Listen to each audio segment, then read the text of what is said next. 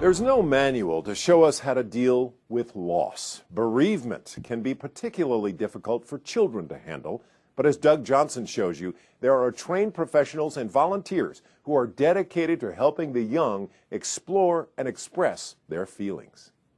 The loss of a loved one is something that's never easy to deal with. It was a loss that Patty Parchman and her young son weren't ready to accept. Lost my husband February of 2010, Taylor's father, and a good friend suggested that we visit the center and talk to some of the counselors here.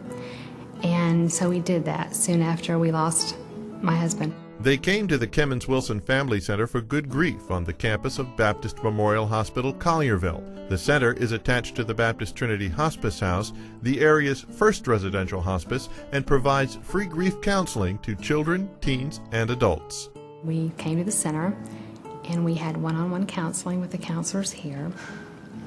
And the opportunity presented itself to where Taylor could attend the children's camp last summer and benefited greatly from that. And then I was able to attend the adult camp a few months ago. Grief is one of the most universal experiences in life, but it's also one of the things that people are afraid to talk about. Fear that if they do talk about it, that it might somehow happen to them. But it is truly universal. And with children, especially who are grieving, they need to learn the tools now to help them cope with grief so that they can continue to cope into the future. Those coping tools include talking with someone who understands. The counselors at the Center for Good Grief encouraged Taylor to talk about the good memories. Well, basically me and my dad. And how he was so great at doing things and helping me out and stuff. Memories aren't always good when dealing with loss.